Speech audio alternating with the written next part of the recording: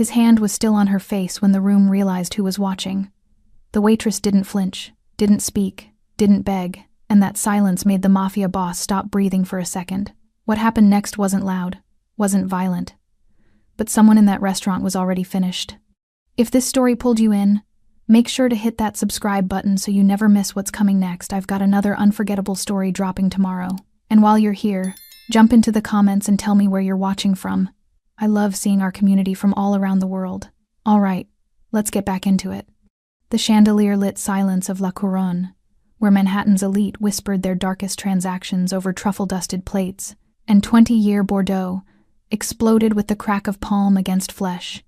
Stella Hatch's head snapped sideways. The red mark bloomed instantly across her cheek, angry and unmistakable under the warm glow of crystal lights. Her dark hair, pulled back in the regulation style all servers wore, shifted with the force. She didn't stumble, didn't cry out.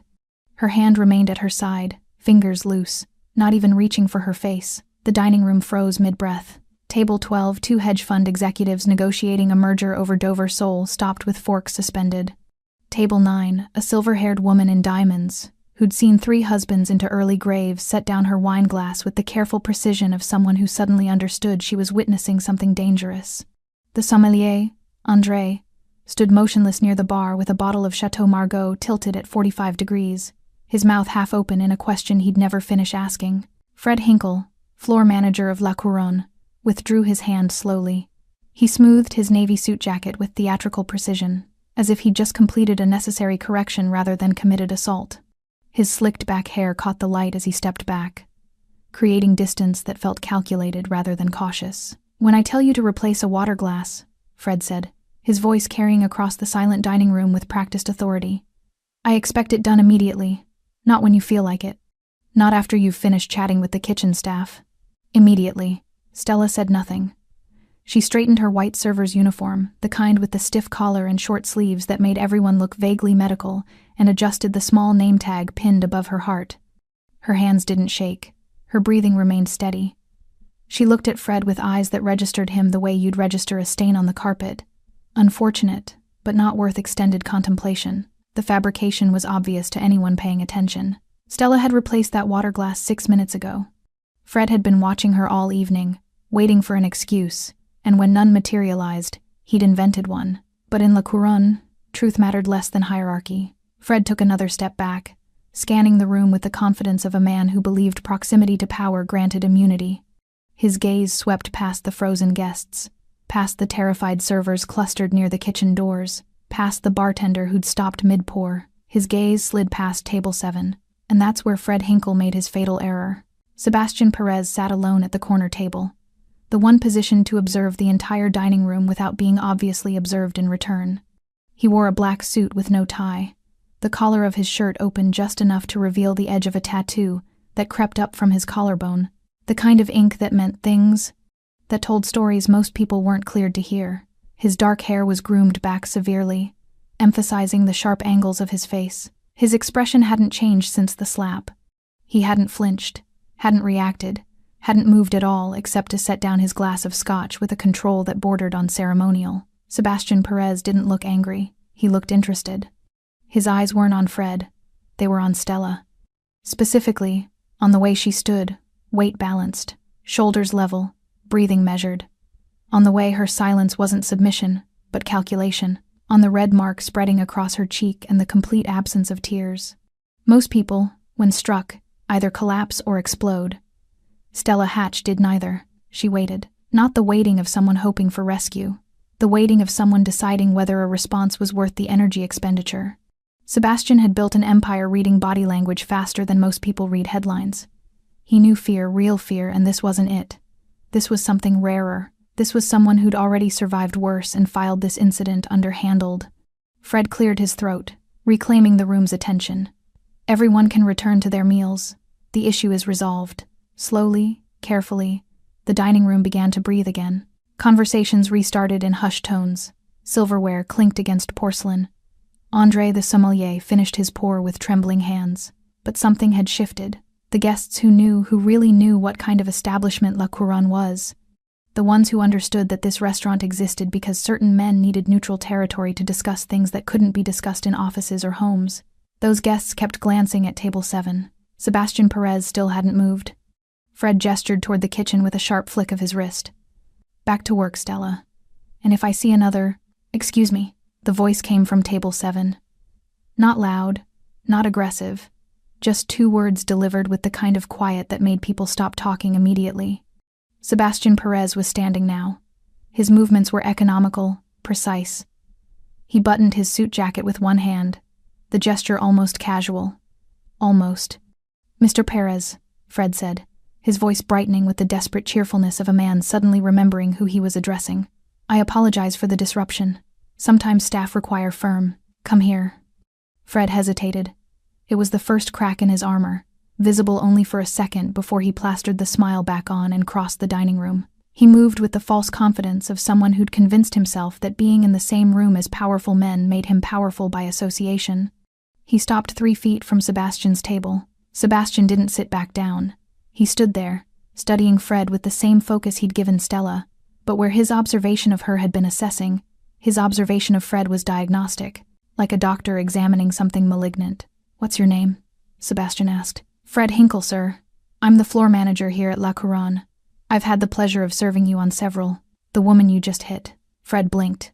"I'm sorry?" "Her name." "Stella Hatch." Fred's smile tightened. "As I mentioned, there was a service issue that required correction. I assure you, we maintain the highest standards. How long has she worked here?" "About 7 months, I believe." "You hired her?" "Yes, sir. I handle all front-of-house staffing." Sebastian nodded slowly. He picked up his scotch, examined it in the light, then set it back down without drinking. "Sit down, Fred." It wasn't a request. Fred sat. And across the dining room, still standing exactly where Fred had left her, Stella Hatch watched with eyes that revealed nothing and understood everything. The room had stopped breathing again. But this time, it wasn't shock keeping everyone silent. It was anticipation. Stella's apartment was a 4th-floor walk-up in Washington Heights, the kind of building where the landlord's promises expired the moment you signed the lease. The radiator clanged like it was being beaten with a pipe. The kitchen faucet dripped in a rhythm that made sleep difficult. And the bedroom door didn't close all the way, a fact that bothered her younger brother Jamie more than it bothered her. She'd stopped caring about privacy around the same time she'd stopped caring about comfort. It was 2:47 a.m. when she finally made it home, her feet screaming in her knockoff work flats, the red mark on her cheek now a dull purple that would take days to fade. She set her keys on the counter with the practiced silence of someone who'd perfected coming home without waking anyone, then checked the envelope tucked behind the microwave. Rent. Due in 6 days. The math was simple and brutal. $2,100 for a 1-bedroom that should cost $1,400. But landlords in this city could smell desperation, and desperation paid premium rates. Her tips tonight, even before Fred's performance had been decent. $340. Add that to what she'd saved, and she was still $890 short. She had 4 more shifts before the first. It would be enough. It had to be enough. Stella opened the refrigerator half empty except for Jamie's insulin, carefully organized on the top shelf, and some leftover rice she'd made 3 days ago. She pulled out the container, ate 2 cold forkfuls standing at the counter, then put it back. Appetite was a luxury, and luxuries required justification. The bedroom door was cracked open. She could see Jamie's form under the blankets, the rise and fall of his breathing steady. 17 years old and already carrying more medical debt than most adults would see in a lifetime. Type 1 diabetes didn't care about fairness or timing, or the fact that their mother had died when he was 12, and their father had checked out emotionally years before that and physically 2 years ago. It just cared about insulin, about test strips, about endocrinologist appointments that cost $300 even with the insurance she barely qualified for. Stella had become his guardian at 23. She dropped out of NYU with 1 semester left in her economics degree, taken the first job that paid cash daily, and learned very quickly that survival was a full-time occupation that left no room for dreams. La Couronne had seemed like a miracle 7 months ago. Fred Hinkle had interviewed her in the restaurant's back office, a cramped room that smelled like printer toner and desperation. He'd been charming then. Asked about her experience, she'd lied and said she had more than she did. Asked about her availability, she'd said completely open, which was true. Asked if she could handle the pressure of serving Manhattan's most demanding clientele. "I can handle anything," she'd told him. He'd smiled. "I believe you." The pay was nearly double what she'd been making at the diner in Queens. The tips were triple. She'd nearly cried when he'd offered her the position. "There's just one thing," Fred had said, standing up and moving around the desk to where she sat. He'd perched on the edge, too close, his cologne overwhelming. "La Couronne is a family. We take care of each other, support each other. I hope you'll let me support you, Stella." His hand had landed on her shoulder. Not aggressive. Not yet, just present. She'd understood immediately. Had recognized the architecture of the trap, even as it was being built around her. But Jamie needed his insulin. The landlord needed his rent, and her pride, while still intact, had learned to negotiate with necessity. "I appreciate that," she'd said, standing up and forcing him to pull his hand back. "When do I start?" The first month had been probationary. Fred had been patient. Friendly suggestions that they grab drinks after her shift. Compliments about how the uniform fit her. Questions about whether she lived alone, whether she had a boyfriend, whether she ever got lonely working such long hours. She deflected each one with the precision of someone who'd had practice. The second month, his patience had expired. "You know, Stella, I put my neck out hiring you." They'd been in the walk-in freezer, ostensibly checking inventory. His breath had made clouds in the cold air.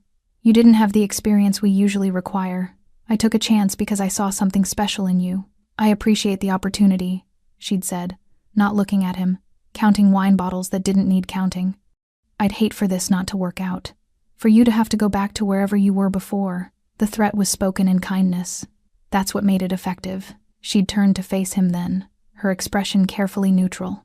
"What exactly are you asking me for, Fred?" He'd blinked, surprised by the directness. "I'm just saying, working relationships benefit from mutual understanding. From give and take. I give 8-hour shifts. You take my labor and pay me. That's the understanding." His face had hardened. "That's not how this industry works." "Then teach me," she'd said, and walked out of the freezer. The punishment had started the next shift. Table assignments in the worst section, the one near the kitchen doors where you got hit by every server coming through. Constant corrections about uniform standards, about service timing, about the way she spoke to guests, write-ups for infractions that didn't exist, public criticisms that made the other servers avoid her, afraid that association would make them targets too. Stella had absorbed it all without complaint. Because complaining required options, and she had none. La Couronne paid $18 an hour plus tips. On a good night, she walked with $400. On a great night, $600. She worked 4 shifts a week, sometimes 5 when someone called out, and every dollar went into the same 3 categories: rent, Jamie's medical supplies, and food. Nothing else existed. Not new clothes, not social life, not the degree she'd abandoned, not the future she'd imagined before responsibility had converted imagination into arithmetic. Fred had escalated over the months. The comments became more explicit, the accidental touches more frequent, the suggestions that she'd find work easier if she were more cooperative. And tonight, when she'd replaced that water glass exactly as instructed and he'd still found fault, she'd known what was coming. The slap had almost been a relief. At least violence was honest. Stella closed the refrigerator and looked at her reflection in the dark window. Purple bruise blooming, eyes exhausted. 25 years old and already ancient. Tomorrow she'd go back, because that's what survival looked like. Fred Hinkle lived in a doorman building in Murray Hill, the kind of address that impressed people who didn't know Manhattan real estate. 1 bedroom, 650 square feet, $3,800 a month that his salary barely covered. But the lobby had marble floors, and the doorman wore a uniform, and that's what mattered when you brought women home or told colleagues where you lived. Image was everything. Image was control. He poured himself 2 fingers of bourbon Blanton's, because he'd learned that brand names communicated sophistication, and settled into his leather armchair, the one positioned to face the window with its view of other people's lit apartments. His hand still tingled from the slap. Good. Physical discipline left an impression that words never could. Stella Hatch had needed that lesson for months. Fred swirled his bourbon, replaying the moment, the sound of impact, the way her head had turned, the immediate silence that had given him back the room's attention. Control established, authority reinforced. Sebastian Perez's face flickered through his memory, that unsettling stillness, those 2 words, "Sit down, Fred." He took a long drink. Perez had asked questions, standard questions, nothing threatening, just inquiries about Stella's employment, about Fred's management style, about La Couronne's standards. The conversation had lasted maybe 4 minutes before Perez had dismissed him with a nod, and Fred had returned to his duties like nothing had happened, because nothing had happened. Men like Sebastian Perez didn't concern themselves with staff management. They had larger problems, shipments, territories, politicians who needed convincing. A floor manager disciplining a subordinate wasn't even on their radar. If anything, Perez probably respected the decisiveness. Alpha males recognized each other. Fred finished his bourbon and poured another. The problem with Stella Hatch, and he'd identified this within 2 weeks of hiring her, was that she didn't understand her position. She had the looks, dark hair, striking features, that lean body that the uniform displayed perfectly. She had the desperation. He'd seen it in her application, in the way she'd agreed to every shift he offered, in how she'd never once negotiated terms. She should have been easy. Instead, she'd become a project. Fred had spent 7 months teaching her the reality of their arrangement. Every woman who'd worked at La Couronne eventually learned the same lesson. Beauty was currency, and currency required investment. The servers who understood this, who accepted drinks after shifts, who laughed at his jokes, who let his hand linger on their lower backs, those women got the best sections, the highest profile tables, the shifts when big tippers came through. The ones who didn't understand either learned or left. Stella had done neither. She'd created a third category, silent resistance. Never overtly defiant that would have given him grounds for immediate termination. Instead, she'd perfected the art of technically perfect service delivered with absolute emotional absence. She followed every instruction, met every standard, gave him nothing to formally criticize while simultaneously denying him everything he actually wanted. It was infuriating. More than that, it was disrespectful. Fred stood and moved to the window, looking out at the city that had promised him so much and delivered so little. He'd worked in hospitality for 12 years. Started as a server himself at 22, convinced that charm and work ethic would carry him to restaurant ownership, to respect, to the life that men with lesser intelligence but better connections seemed to inherit. Instead, he'd plateaued at floor manager. Good enough to control the dining room but never good enough to make real money, to get invited to the backroom meetings, to sit at tables instead of hovering beside them. Men like Sebastian Perez were born into power. They didn't understand what it meant to fight for every inch of authority, to extract respect from people who'd otherwise ignore you. Fred had learned early that power wasn't given, it was taken, and it was maintained through consistent demonstration. Stella wasn't the first server he'd corrected publicly. 2 years ago, there'd been Rachel too chatty with the kitchen staff, too casual with the guests. He'd dressed her down in front of everyone, and within a week she'd quit. Good. Standards had to be maintained. Last year, Jennifer, pretty girl, terrible work ethic. He'd written her up 3 times before she'd finally understood that cooperation bought leniency. She'd lasted 6 more months before moving to Los Angeles. They'd parted on good terms. And now Stella, the stubborn one, the one who'd forced his hand tonight. His phone buzzed. Text from Raymond, the restaurant owner. Need to see you tomorrow, 10 a.m., my office. Fred stared at the message. Raymond never texted. He barely acknowledged Fred's existence beyond signing paychecks and reviewing quarterly numbers. Their communication was almost entirely one-directional. Fred sent reports. Raymond didn't respond. This was unusual, but not concerning. Raymond was old-school management hands-off until problems escalated beyond the floor, and tonight's incident, while dramatic, had been handled. The guests had returned to their meals. Service had continued. No complaints filed, no damage done. Probably just wanted to discuss the upcoming holiday bookings. Fred typed back, "Of course. See you then." He set his phone down and returned to his bourbon. Through the wall, he could hear his neighbor's television, some action movie with explosions that rattled the cheap drywall. $3,800 a month for walls you could punch through. His mind drifted back to Stella's face after the slap. That expression. Not hurt, not angry, just blank. Like she'd filed the incident away and moved on, while still standing in front of him. He didn't understand women like her. Women who didn't negotiate, didn't flirt, didn't use their assets. What was the point of being young and attractive if you weren't going to leverage it? She worked 70-hour weeks for what? To go home to whatever studio apartment she could barely afford and do it again the next day? It was wasteful. It was stupid. And it was disrespectful to men like him who were offering her an easier path. Fred had been patient. He'd given her months to come around, to understand how things worked. Tonight had simply been the consequence of her continued refusal to learn. Tomorrow he'd go to the meeting with Raymond, explain the situation if necessary, and continue running La Couronne the way it needed to be run with clear hierarchy and consistent discipline. Men like Sebastian Perez might own the city's shadows, but Fred Hinkle controlled his dining room. And that was power enough. He finished his second bourbon and went to bed, sleeping soundly for the first time in weeks. Sebastian Perez didn't sleep much. Not from insomnia or anxiety, those were luxuries that required uncertainty, and Sebastian had stopped being uncertain about anything 15 years ago. He simply didn't need rest the way other men did. 4 hours was sufficient. More than that felt like wasted time.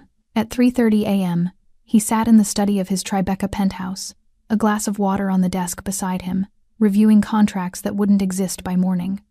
Not because they'd be signed, because they'd be unnecessary. The parties involved would reach an understanding before sunrise, the kind that didn't require lawyers or signatures, just clarity about consequences. But his mind kept returning to La Couronne, to the sound of that slap, to Stella Hatch's absolute stillness afterward. Sebastian had built his reputation on observation. While other men in his position relied on violence or theatrics, he'd learned early that power came from seeing what others missed. The micro-expressions that revealed lies, the body language that exposed fear, the silences that communicated more than any confession. Most people, when struck, followed predictable patterns. They cried, which was submission. They fought back, which was ego. They apologized, which was survival instinct. They fled, which was self-preservation. Stella Hatch had done none of those things. She'd absorbed the blow, adjusted her uniform, and waited for instruction. That was training. Military-grade self-control. The kind of discipline you didn't develop from reading books or attending seminars, you developed it from surviving situations where reaction meant death and patience meant tomorrow. Sebastian had seen it before. In soldiers, in undercover operatives, in people who'd learned that emotional display was a liability they couldn't afford. What the hell was a woman with that level of control doing serving water at La Couronne? He opened his laptop and typed her name into the search bar connected to databases most people didn't know existed. The results populated in seconds. Stella Marie Hatch, age 25, Washington Heights address, no criminal record, no military service. NYU enrollment 2018 to 2021, withdrew without completing degree. One dependent, Jamie Hatch, age 17, brother, type 1 diabetic. Sebastian clicked through the financial records, the ones that weren't technically legal to access but were available to men who paid the right people. Credit score, 680, barely functional. Medical debt, $47,000, all related to the brother's care. Student loans, $31,000. Monthly income from La Couronne, approximately $4,800, $6,200 depending on tips. Monthly expenses, $2,000, $100 rent, $800 insulin and supplies, $400 food, $200 utilities, $350 minimum debt payments. She was living on a knife's edge. One bad month, one injury, one missed shift, one surprise expense, and the entire structure collapsed, and Fred Hinkle knew it. Sebastian closed the laptop and leaned back in his chair. The numbers told a story more clearly than any testimony could. Stella Hatch wasn't working at La Couronne because she wanted to. She was working there because Fred Hinkle had offered her a lifeline when she was drowning, then spent 7 months trying to extract payment for his mercy. Classic predator economics. Find the desperate, offer rescue, demand interest. Sebastian had seen it 1,000 times in his world: loan sharks, corrupt landlords, employers who held visas over immigrant workers' heads. The mechanics were always the same. Identify vulnerability, create dependency, exploit leverage. Fred Hinkle had made one critical miscalculation, though.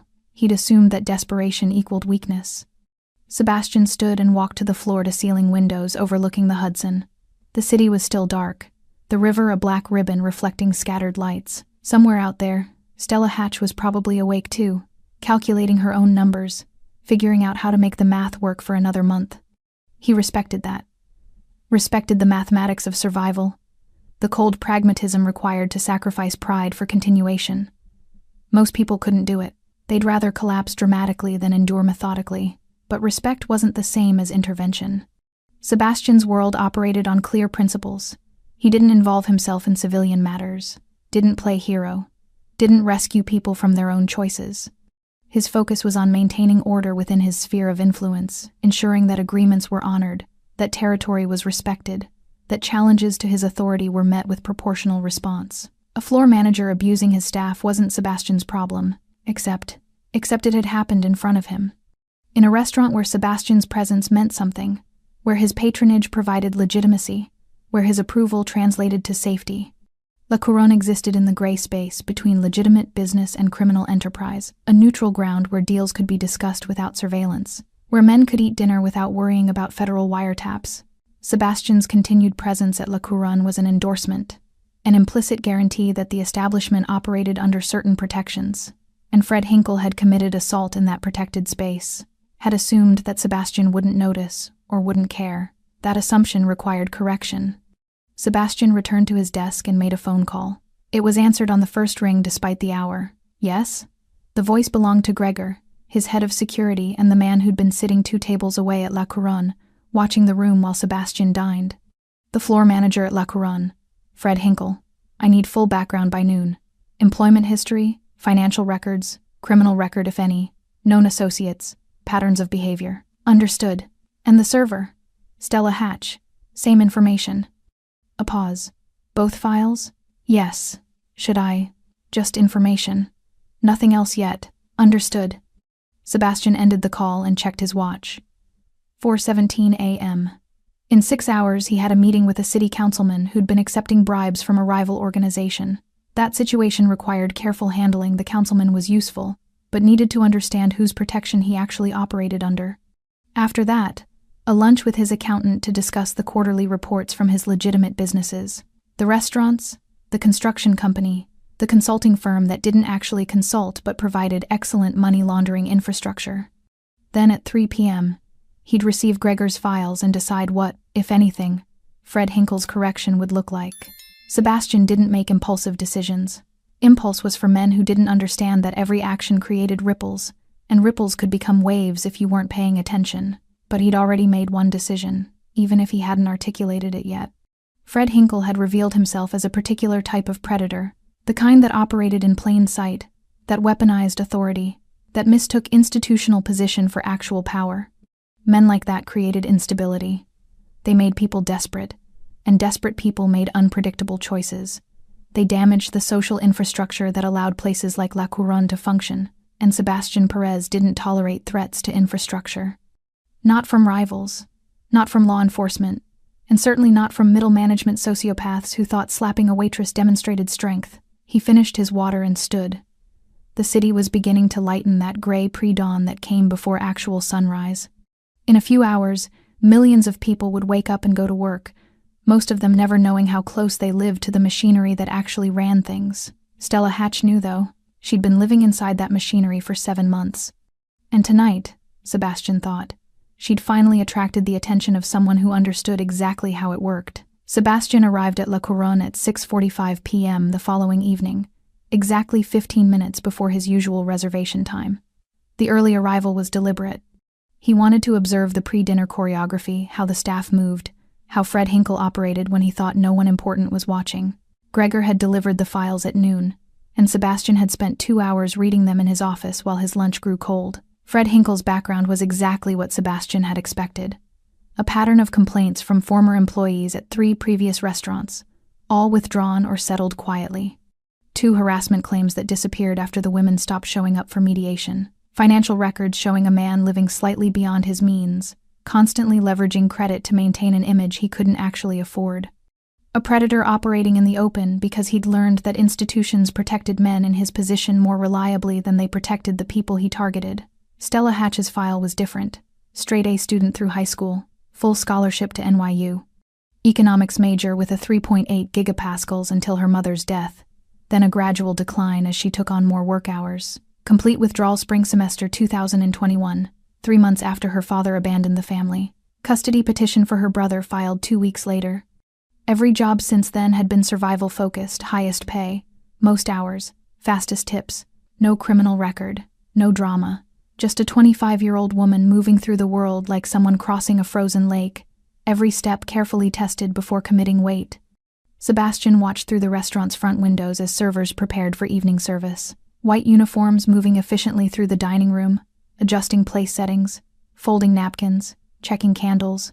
Fred Hinkle stood near the host stand, clipboard in hand, correcting a young server whose face had gone pale under his attention. Stella wasn't visible yet. Sebastian entered through the main doors. The hostess, a blonde woman in her 30s named Patricia, smiled with recognition. "Mr. Perez, good evening. Your table is ready. I need a few minutes first. Is Raymond here?" Patricia's smile flickered. "Mr. Castellanos is in his office. Shall I just tell him I'm here?" Sebastian didn't wait for a response. He walked past the host stand, past Fred Hinkle, who straightened immediately with that desperate brightness people used when they wanted acknowledgement, and through the door marked private that led to the administrative offices. Raymond Castellanos was 73 years old and looked like someone who'd spent 5 decades in the restaurant business. Expensive suit that couldn't hide the stress, weight, gray hair that cost $200 to maintain, and eyes that had seen every kind of human behavior and stopped being surprised by any of it. He looked up from his desk as Sebastian entered without knocking. "Sebastian." No surprise in his voice. Men in Raymond's position learned early that surprise was unprofessional. "I wasn't expecting you until 7. We need to talk about your floor manager." Raymond's expression didn't change, but his hand stopped moving across the paperwork in front of him. "I assume you mean last night's incident. You saw it? I reviewed the security footage this morning." Raymond gestured to the chair across from his desk. Sebastian remained standing. "I've already scheduled a meeting with Fred to discuss appropriate disciplinary measures." "When?" "This morning. 10 o'clock. He should be arriving." Raymond checked his watch. "He was supposed to be here 3 hours ago, actually. He hasn't responded to calls or messages." Sebastian processed that information without visible reaction. Fred's absence wasn't surprising. Men who'd overplayed their hand often went to ground when they realized their protection wasn't as solid as they'd assumed. "The server," Sebastian said. "Stella Hatch. Is she working tonight?" "Yes. She's in the changing room now." "Sebastian, I want you to know that I take incidents like last night extremely seriously. La Couronne has maintained its reputation for 40 years because I want to speak with her." Raymond stopped mid-sentence. The office fell silent except for the muted sounds of the dining room being prepared beyond the walls. When he spoke again, his voice carried a caution that hadn't been there before. "Of course. Should I have Patricia bring her here?" "No. Somewhere private. Not your office." Raymond stood slowly. "The wine cellar is empty this time of evening. I can have her meet you there." Sebastian nodded once and left without another word. The wine cellar at La Couronne was climate-controlled perfection. Rows of bottles organized by region and vintage, soft lighting that made the labels glow, and absolute silence. It was also the one place in the restaurant without security cameras, a fact that both Raymond and Sebastian were aware of. Sebastian stood near the back wall, studying a 1982 Chateau Petrus, when he heard the door open. Stella descended the stairs carefully, still in her white uniform, the purple bruise on her cheek now edged with yellow. She stopped at the bottom, maintaining distance, her hands loose at her sides. "Mr. Castellanos said you wanted to see me." Her voice was steady, professional, exactly what the situation required and nothing more. Sebastian turned to face her. "Do you know who I am?" "Yes." "Then you understand this conversation is private." "Yes." He studied her the way he'd studied her last night: posture, breathing, the micro-adjustments people made under pressure. She stood like someone accustomed to being evaluated, neither defensive nor performing, just present. "How long has Fred Hinkle been harassing you?" No preamble, no gentle approach, just the question. Stella's expression didn't change. "Since he hired me." "Sexually?" "Yes." "Has he touched you before last night?" She met his eyes directly. Most people couldn't maintain eye contact with Sebastian for more than a few seconds. Stella held it without effort. "He tried. Once. In the walk-in freezer. 2nd month I worked here. I made it clear that if he touched me again, I'd make it expensive for him." "How?" "I'd document everything, file complaints with every agency that would listen, make enough noise that La Couronne's reputation and his would suffer permanent damage." She paused. "I told him I had nothing to lose. That scared him more than any threat of violence would have." Sebastian almost smiled. "Almost. Why didn't you follow through after last night?" "Because filing complaints requires time I don't have, and money I can't spare. Because the system protects men like Fred Hinkle more reliably than it protects women like me. And because I've learned that survival sometimes means absorbing hits that other people think you should fight." The honesty was absolute. No performance, no appeal for sympathy. Just cold assessment of her reality. "Why do you stay?" Sebastian asked. Because I have a 17-year-old brother who needs $800 worth of insulin every month, and La Couronne pays me enough to keep him alive. Silence filled the wine cellar. Somewhere above them, the dinner service was beginning. Voices, footsteps, the orchestrated chaos of expensive hospitality. Sebastian walked closer, stopping at a distance that was professional but present. Has he touched you before last night? No, he learned. Those 2 words carried more violence than any threat could have. Sebastian nodded once, his decision crystallizing. You won't see Fred Hinkle again. Stella's expression flickered not with relief, but with calculation. What does that mean? It means exactly what I said. And what do you want in return? Smart question. The kind that someone who'd spent 7 months being leveraged would ask automatically. Nothing, Sebastian said. This isn't a transaction. Everything's a transaction. Not this. He turned and walked toward the stairs, then stopped. When you go back upstairs, work your shift normally. If anyone asks about this conversation, tell them I was inquiring about the wine selection, and if Fred comes back, he won't. Sebastian climbed the stairs without waiting for a response, leaving Stella alone in the wine cellar with the truth neither of them had spoken aloud. Fred Hinkle's life, as he knew it, had ended the moment he'd raised his hand in Sebastian Perez's presence. The only question remaining was how much of Fred would be left when Sebastian finished with him. Fred Hinkle arrived at La Couronne at 6:55 p.m., 5 minutes before service officially began. His confidence rebuilt after a day spent convincing himself that Raymond's morning summons had been nothing more than routine management theater. He'd ignored the calls and messages deliberately. Making Raymond wait was a small power play, but power plays mattered. They established that Fred Hinkle wasn't some frightened employee who jumped at every administrative request. He was a professional who operated on his own schedule. The dining room was already filling early reservations, the guests who preferred to eat before the theater crowd arrived. Fred scanned the room with practiced efficiency, noting table assignments, identifying high-profile guests who'd require extra attention. Table 7 was occupied. Sebastian Perez sat in his usual position, wearing another black suit, his scotch untouched in front of him. He was reading something on his phone, apparently uninterested in the room around him. Fred felt a small surge of relief. Whatever concern he'd manufactured about last night's interaction dissolved. If Perez had been bothered, he wouldn't have returned. His presence was endorsement, approval. Fred. He turned. Patricia stood behind the host stand, her expression unreadable. Mr. Castellanos wants to see you. Immediately. Fred checked his watch with theatrical irritation. We're about to start service. Can it wait 30 minutes? He said immediately. Something in her tone made Fred pause, but he forced a smile.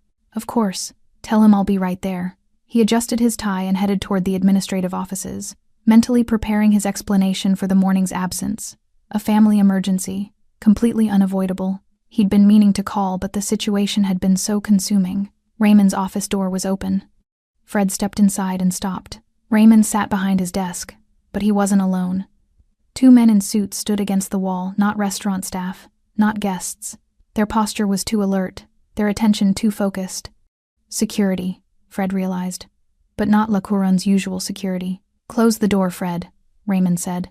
Fred obeyed, his confidence beginning to fracture. Raymond, I apologize for this morning. There was a situation with my... Sit down. The command was flat, non-negotiable. Fred sat. Raymond folded his hands on the desk, studying Fred with an expression that resembled a doctor about to deliver a terminal diagnosis. You've been employed at La Couronne for 2 years and 4 months. In that time, I've received exactly 7 complaints about your conduct, all from female staff members, all withdrawn before formal proceedings. Fred's throat tightened. I don't know what you've been told, but I reviewed the security footage from last night, multiple angles. I saw you strike Stella Hatch in the middle of dinner service over a fabricated infraction. She was insubordinate. I maintained discipline standards that... I also had my attorney review your previous employment history. Did you know that settlement agreements are discoverable during due diligence investigations? The 2 harassment claims from your previous positions? I have copies of both, including the one involving a 19-year-old hostess who you cornered in a storage closet. The room tilted. Fred gripped the arms of his chair. Those were settled. Confidentially. You can't. I can do whatever I want, Fred. This is my restaurant. Raymond opened a folder and slid a single document across the desk. Your employment is terminated effective immediately. You'll receive 2 weeks severance as required by your contract, but nothing additional. Your access to the building is revoked. Security will escort you to collect your personal belongings, and then you'll leave."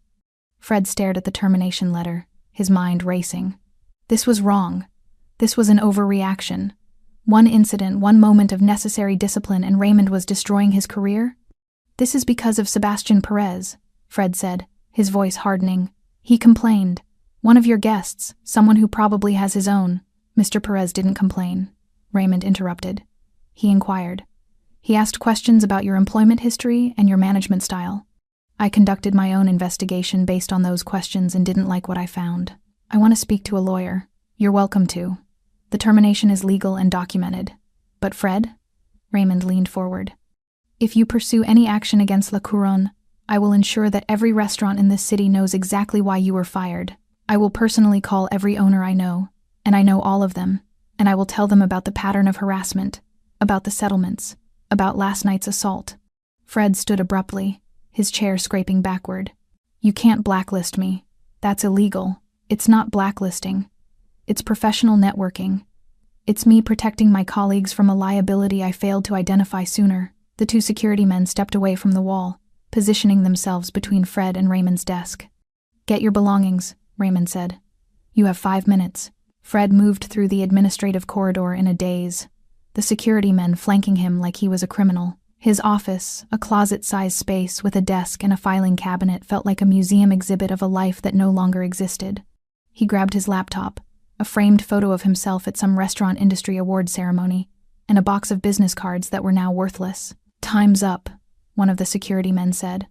They escorted him through the kitchen staff, stopped working to watch, their expressions ranging from shock to barely concealed satisfaction, and toward the back exit that emptied into the alley. "The front entrance," Fred protested. "My car is—" "Back exit," the security man repeated. They pushed through the door into the alley. The evening air was cold, carrying the smell of garbage from the dumpsters that lined the narrow passage. Fred clutched his box of belongings, trying to process what had just happened. The door closed behind him with a heavy click, and then he heard footsteps. Fred turned. Sebastian Perez emerged from the shadows near the dumpsters, his black suit making him nearly invisible in the dim light. He wasn't alone. 3 men flanked him, Gregor, plus 2 others Fred didn't recognize. None of them were smiling. "Mr. Perez," Fred said, his voice cracking. "I don't know what Stella told you, but she's been problematic since." "Stop talking." Sebastian's voice was quiet, almost conversational. Somehow that made it more terrifying than if he'd been shouting. "You have a choice, Fred. You can leave Manhattan tonight, find work in another city, another state, start over somewhere that no one knows your name." Fred's heart hammered. Or I make a few phone calls to people who handle problems like you professionally, and you disappear in a way that raises questions no one will ever answer." Sebastian stepped closer. The alley suddenly felt airless. "Do you understand what I'm offering you?" Fred nodded, unable to speak. "Say it out loud." I understand. You'll leave tonight?" "Yes." Sebastian studied him for a long moment, then gestured to Gregor. "Make sure he gets to his apartment. Make sure he packs. Make sure he gets on a bus. I don't care where it's going. And make sure he understands that if he ever comes back to New York, the offer expires." Gregor nodded. Sebastian turned to leave, then paused. "Fred, the woman you hit last night has more courage in her silence than you'll ever have in your entire life. Remember that when you're explaining to yourself how you ended up wherever you end up." He walked away, disappearing into the shadows. Gregor grabbed Fred's arm. "Let's go." As they pulled him toward a waiting car, Fred Hinkle realized he was crying, not from fear. From the sudden, crushing understanding that he'd never actually had power at all. He'd just been allowed to pretend, until someone who understood real power decided the pretending was over. The news spread through La Couronne's staff with the velocity of wildfire in drought season. By 7:15 p.m., every server knew that Fred Hinkle had been escorted out through the kitchen. By 7:30, the line cooks had heard he'd been fired.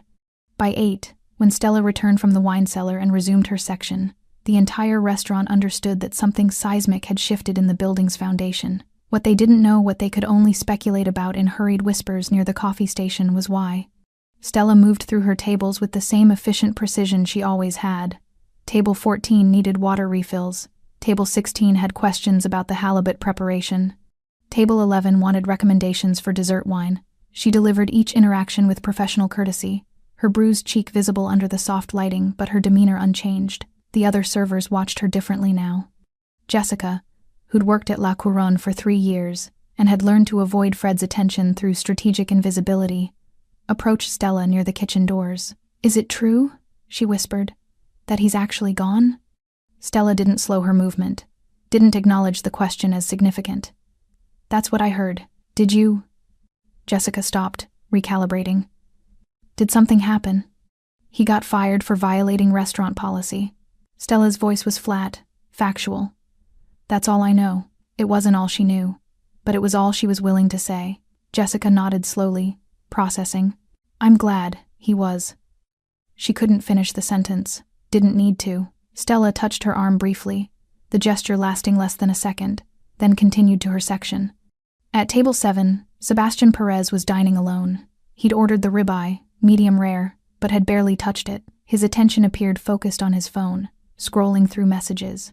But Stella had worked in service long enough to recognize performative disinterest. He was listening to everything. She approached with the water pitcher. "Can I refill your glass, Mr. Perez?" He glanced up briefly. "Please." She poured, her hand steady despite the weight of the afternoon's conversation still settling in her chest. Sebastian said nothing else, returned his attention to his phone, and Stella moved to the next table. But she'd seen his expression. Just for a moment, just in that brief glance, acknowledgement without words, confirmation without declaration, "You won't see Fred Hinkle again." He'd meant it. By 9 p.m., Raymond Castellanos emerged from his office and stood near the host stand, surveying the dining room with the careful assessment of someone conducting damage control. The evening service was proceeding normally. Guests ate, conversed, conducted their business. The incident from last night, the slap that had frozen the room, seemed distant now, irrelevant compared to the quality of the wine and the precision of the sear on their entrees. But Raymond knew better. He'd operated La Couronne for 40 years, and he understood that restaurants like his existed on reputation more than revenue. One viral video, one social media post, one guest with the wrong connections, sharing the wrong story, and 40 years of careful cultivation could evaporate in a weekend.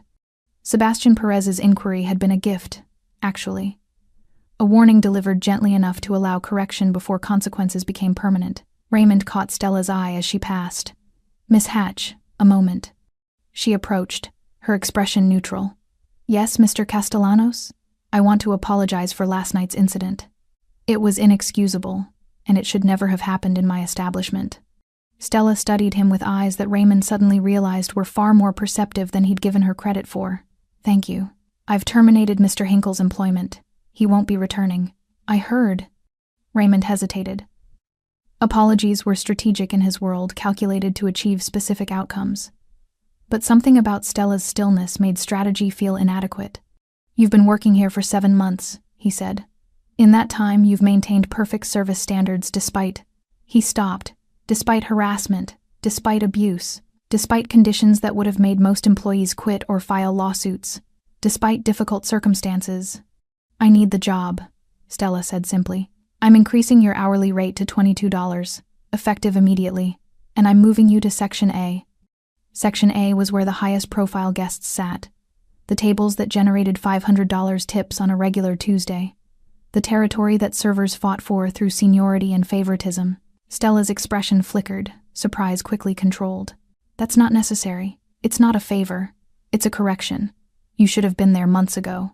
But Fred controlled table assignments and Raymond stopped again. "You've earned it." She nodded once. "Thank you, Mr. Castellanos." He dismissed her with a gesture, watching as she returned to her section. Around the dining room, other staff members had witnessed the conversation. They understood what it meant. Stella Hatch was untouchable now. At 10:30 p.m., Sebastian Perez stood to leave. He placed cash on the table enough to cover his meal, plus a 30% tip, and buttoned his suit jacket. The dining room had thinned. Only a few tables remained, guests lingering over espresso and cognac. The dinner rush was over, the tension of service giving way to the quiet exhaustion that came at shift's end. Sebastian walked toward the exit, and the room responded to his movement with subtle adjustments. Conversations paused. Servers stepped aside. Even the guests who didn't know who he was understood that someone significant was departing. He stopped near the kitchen doors where Stella was entering an order into the computer system. "Miss Hatch." She turned, maintaining the professional distance that the situation required. "Yes, Mr. Perez, the wine recommendation you made last month. The 2015 Barolo. It was excellent." Stella blinked. She'd made that recommendation 6 weeks ago, a casual suggestion when he'd asked about pairings for the Osso Buco. She hadn't expected him to remember her. "I'm glad you enjoyed it." Sebastian nodded once, his expression unreadable. Then he did something that made every person within earshot stop what they were doing. He extended his hand. Stella looked at it for a fraction of a second, understanding the weight of the gesture, the visibility of it, what it meant for Sebastian Perez to offer a handshake to a server in the middle of La Couronne. She took his hand. The grip was firm, brief, professional. "If anyone here gives you trouble," Sebastian said quietly, his voice low enough that only Stella could hear clearly, "you have my number now. Patricia has it. Use it." He released her hand and walked toward the exit without waiting for a response. The front door closed behind him with a soft click. The dining room remained frozen for 3 full seconds. Then, slowly, service resumed. Conversations restarted. Orders were taken. But nothing felt the same, and everyone knew it. Jessica approached Stella at the coffee station, her eyes wide. "Did Sebastian Perez just shake your hand?" "Yes," Stella said, pouring herself water. "Do you know what that means?" Stella drank the entire glass before answering. "It means no one here will ever hit me again." Jessica stared at her. "How are you so calm about this?" "Because I've spent 7 months learning that panic is expensive and stillness is free." Stella set down the glass. "And because I have 4 more tables to close before I can go home." She returned to her section, moving with the same efficiency she always had. But inside, where no one could see, Stella Hatch allowed herself one small acknowledgement of what had just happened. She'd survived. Not just last night's slap, not just Fred Hinkle's months of harassment. She'd survived the entire system, designed to grind people like her into compliance. And for the first time in 7 months, she could breathe without calculating the cost. Stella's next shift was Thursday evening, 48 hours after Fred Hinkle had been escorted through the kitchen and out of La Couronne forever. She arrived at 4:45 p.m. for the 5 o'clock setup, using the staff entrance that opened into the narrow hallway lined with lockers and time clocks.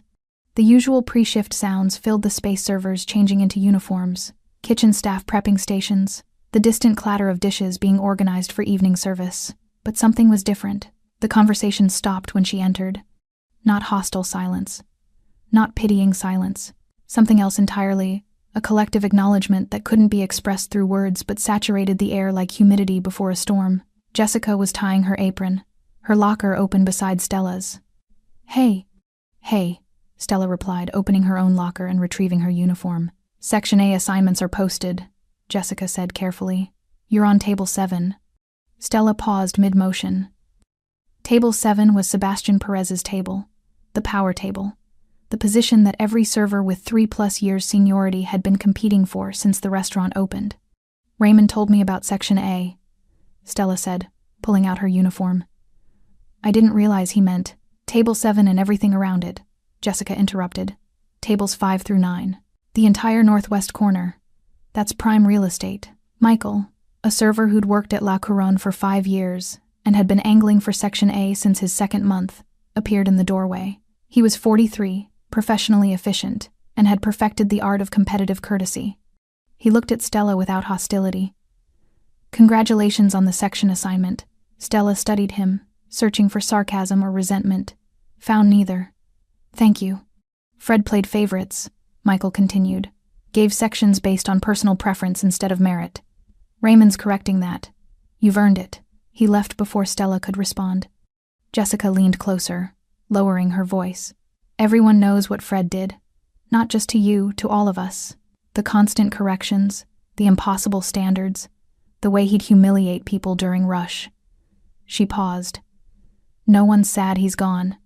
Stella changed into her uniform without responding. Emotions were expensive, and she'd already spent too much energy processing the last few days. Relief was a luxury. So was satisfaction. Right now, she needed to focus on the immediate task, getting through another shift, earning another night's tips, keeping the mathematical equation of her survival balanced. She clocked in at 4:58 p.m. The evening service began exactly as it always did, guests arriving in waves. The host stand orchestrating table assignments, servers moving through their sections with practiced choreography, but the absence of Fred Hinkle created a vacuum that everyone felt without discussing.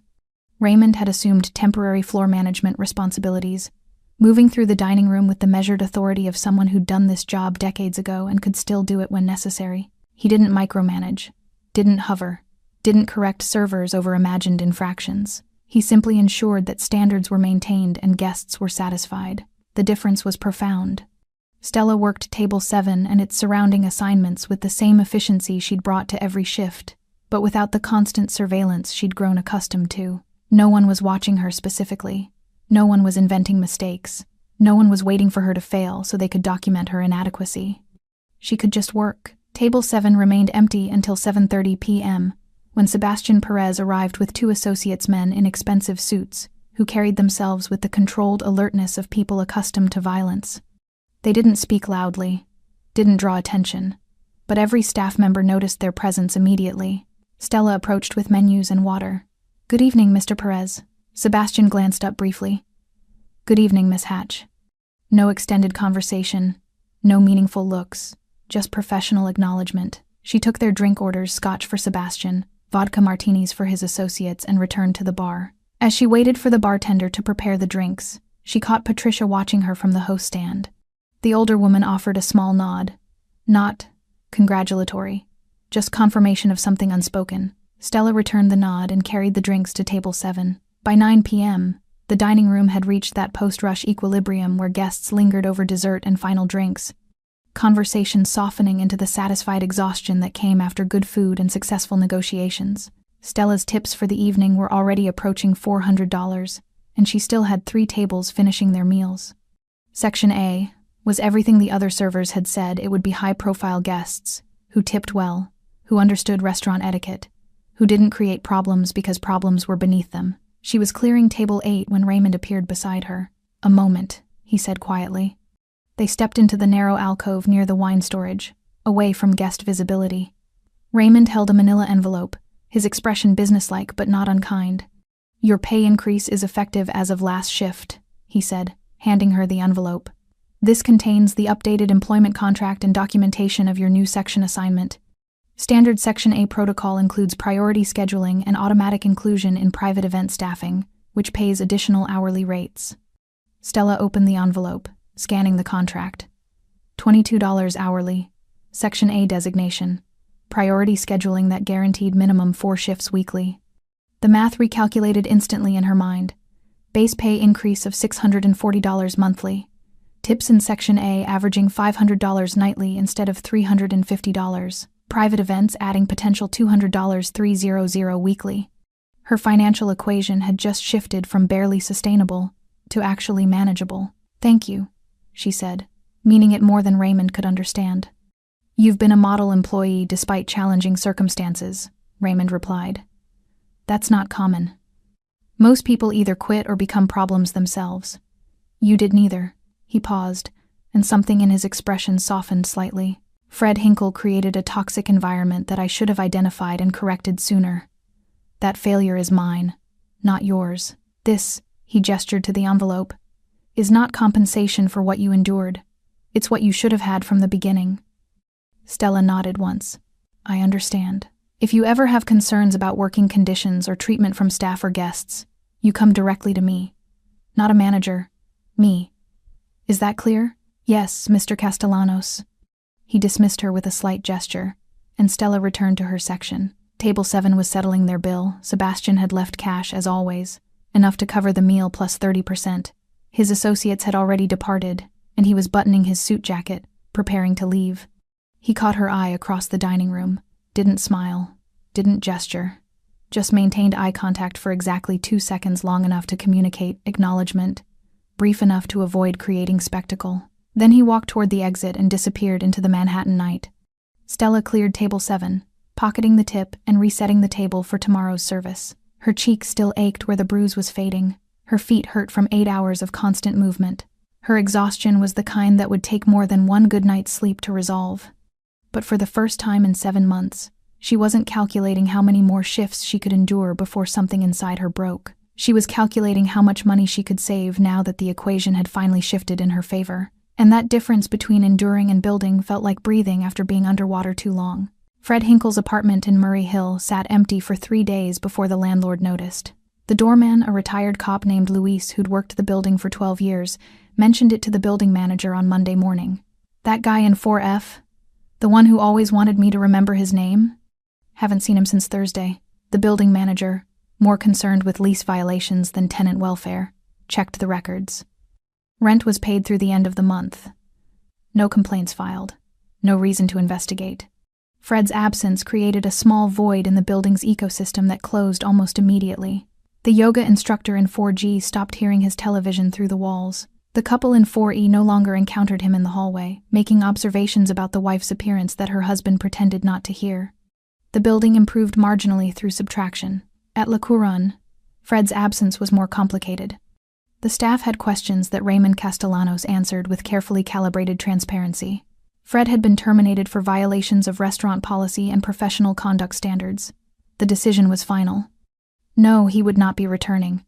Yes, the restaurant was reviewing internal procedures to prevent similar situations. What Raymond didn't say, what he couldn't say without inviting legal complications, was that Fred Hinkle had been given a choice between voluntary disappearance and involuntary consequences, and had chosen the former. Where Fred went wasn't Raymond's concern. That he was gone permanently was all that mattered. The servers processed this information according to their individual experiences with Fred's management style. Those who'd been targets felt relief so profound it manifested physically, shoulders relaxing, smiles coming easier, the constant vigilance finally unnecessary. Those who'd avoided his attention through compliance felt guilt that they quickly suppressed. Those who'd never experienced his harassment directly felt nothing at all. Jessica confided in Stella during a quiet moment near the coffee station. "I keep expecting him to walk through the door. Like this is temporary and he'll come back and everything will go back to how it was." "He won't," Stella said with certainty that came from places Jessica didn't have access to. "How do you know?" "Because men like Sebastian Perez don't make suggestions. They make decisions. And when they decide something is finished, it's finished." Jessica studied her friend's face, the fading bruise, the steady eyes, the absence of fear that had characterized Stella's demeanor since the incident. "Did he threaten Fred? Did something happen that we don't know about?" Stella poured herself coffee, considering how much truth was appropriate. "I don't know the specifics. But I know that Fred understood his options, and he chose to leave." "What were his options?" "Leave or face consequences he couldn't survive." Stella met Jessica's eyes. "That's all I know. That's all I need to know." Rumors circulated through the restaurant industry's informal networks with the speed that only gossip between professional service workers could achieve. Fred Hinkle had been fired from La Couronne. The reasons varied depending on who was telling the story. Sexual harassment, financial misconduct, drug use, theft. None of the rumors were entirely accurate, but all of them shared the same conclusion. Fred was unemployable now. At Brasserie Lillet, where Fred had worked 3 years ago, the former general manager heard the news and nodded with grim satisfaction. Took long enough. He was a problem there too. At Meridian, where Fred had lasted 18 months before abruptly resigning, 2 servers exchanged knowing looks. "Remember that hostess who quit after 3 weeks? The one who wouldn't say why? Rachel." "Yeah. I wonder if she knows." The hospitality industry was small enough that reputations traveled faster than resumes. By the end of the week, Fred Hinkle's professional prospects in Manhattan had evaporated completely. On Saturday evening, exactly 1 week after the incident, Sebastian Perez received a call from Gregor. "The situation is resolved," Gregor said without preamble. He purchased a bus ticket to Philadelphia. Arrived Thursday morning. Last known location was a budget hotel near the Greyhound station. No credit card activity since Friday. No phone calls. No social media activity. He understood the terms? Completely. I explained that returning to New York would void all protections. Sebastian processed this information while reviewing contracts in his Tribeca study. Fred Hinkle's fate didn't require further consideration. The man had been offered mercy in the form of exile, and whether he survived that exile was his own concern. "And the other matter?" Sebastian asked. "Miss Hatch's financial situation has stabilized. The pay increase and section reassignment have improved her monthly income by approximately 40%. Debt payments are current. Brother's medical supplies are secured." Sebastian nodded, though Gregor couldn't see him. "That's all." He ended the call. Fred Hinkle existed now only as a cautionary tale, not because of what Sebastian had done to him, but because of what Sebastian hadn't needed to do. Real power didn't require violence. It required clarity about consequences and the will to enforce them. Fred had learned that lesson in the alley behind La Couronne, had carried that lesson to Philadelphia, and would carry it wherever he went next, assuming he went anywhere. Sebastian returned to his contracts. The matter was closed. La Couronne continued. Guests arrived each evening expecting excellence and received it. Deals were negotiated over seared scallops and aged ribeye. Money changed hands through conversations that never mentioned specific numbers. The city's power structure used the restaurant the way it had always been used, as neutral territory, where agreements could be reached and relationships could be maintained. The staff adapted to Fred Hinkle's absence the way ecosystems adapt to the removal of invasive species, quickly, gratefully, and with improved overall function. Raymond promoted Michael to assistant floor manager, a position that came with modest authority and significant responsibility. Michael approached the role with the professionalism of someone who understood that management was service to staff, not power over them. The difference was transformative. Servers reported feeling heard. Problems were addressed before they escalated. The toxic atmosphere that had characterized Fred's tenure dissolved into something approaching genuine teamwork. Stella worked her Section A assignments with the same efficient precision she'd brought to every shift, but without the constant calculation of threat. Her tips remained excellent. Her schedule stabilized. The math of her survival shifted from desperate to sustainable. Jamie's insulin was never at risk. Rent was never late. The suffocating pressure that had defined the last 7 months finally loosened enough that she could occasionally imagine a future beyond next month's bills. She didn't allow herself to relax completely. Relaxation required trust, and trust required time she hadn't earned yet, but she could breathe without measuring the cost of each breath, and that was progress.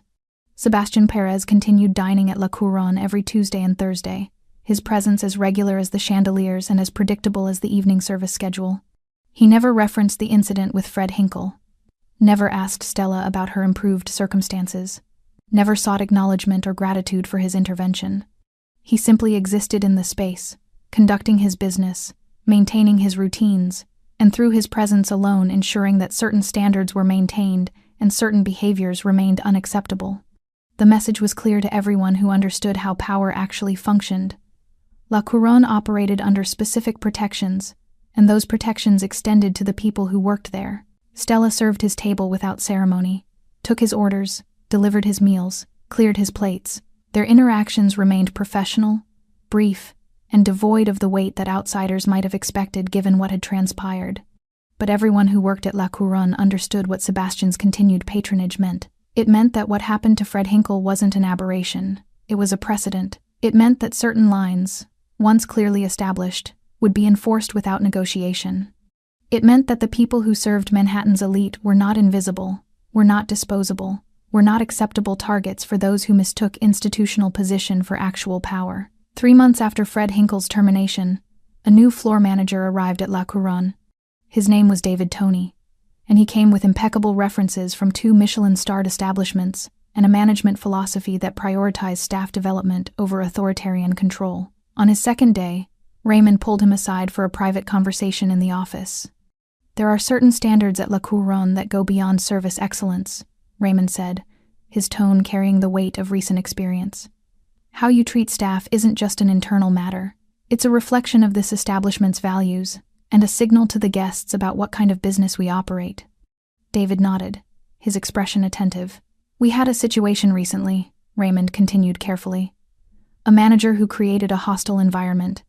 It was addressed permanently. I tell you this not as gossip, but as context. The people who work here are not expendable. They are not interchangeable. They are skilled professionals who deserve respect and protection." "I understand completely," David said. "I hope you do.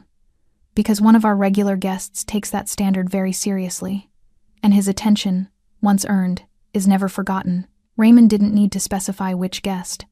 David had already been briefed on the VIP list, had already noted which tables required particular care, had already understood that Table 7 represented something beyond a mere seating assignment. He'd understood before accepting the position that La Couronne operated in spaces where conventional rules were supplemented by unconventional enforcement. That understanding was part of why he'd been hired. On a Tuesday evening in late autumn, Stella was clearing Table 7 after Sebastian and his associates had departed. The tip was generous as always, 35%, cash, exact calculation that required no counting. As she collected the bills, she noticed something beneath Sebastian's Scotch glass. A business card. Simple, minimalist design, no company name, just a phone number embossed in black ink. Stella picked it up, turning it over. The back was blank. She understood immediately. This wasn't an invitation for conversation, it was insurance. A direct line that bypassed intermediaries and gatekeepers, to be used only if the protections she'd been granted ever failed. She slipped the card into her apron pocket and finished clearing the table. That night, after her shift ended and she'd changed out of her uniform, Stella stood outside La Couronne for a moment before heading to the subway. The city moved around her with its usual relentless energy, taxis honking, people rushing, the ambient noise of millions of lives intersecting briefly before diverging again. She'd lived here her entire life but had rarely felt part of it, had always existed in the margins, working to survive rather than living to thrive. But tonight, standing on the sidewalk with a business card in her pocket and $480 in tips secured in her bag, Stella Hatch allowed herself a moment of acknowledgement. She'd survived Fred Hinkle. She'd survived the system designed to grind people like her into compliance. She'd absorbed violence without breaking, had maintained dignity without surrendering, had endured without becoming bitter, and she'd caught the attention of someone who understood that survival of that caliber deserved recognition. Not rescue, recognition. The difference mattered. Stella walked to the subway, descended into the underground, and headed home to her brother, her tiny apartment, and her carefully balanced equation of survival that had finally shifted toward sustainability. Behind her, La Couronne's lights glowed warm against the Manhattan night. Inside, the evening service continued. Guests dined, deals were negotiated, power circulated through quiet conversations and understood hierarchies. And at table 7, empty now but permanently marked by what had transpired there, a new rule had been established through enforcement rather than declaration. If Sebastian Perez noticed you once, he would never forget you. And everyone who worked at La Couronne, everyone who dined there, everyone who existed in the ecosystem that the restaurant represented, understood exactly what that meant. Protection for those who deserved it, consequences for those who didn't, and absolute clarity about which category you occupied. The city continued its relentless motion, indifferent to individual stories but shaped by them nonetheless, and Stella Hatch walked through it no longer invisible. Thanks for staying with this story right till the final moment. You're the reason these stories come alive. If you're ready for another powerful journey, just tap the next video on your screen. And before you go, leave a quick comment and rate this story from 1 to 10. I'm excited to see your thoughts and connect with you down there.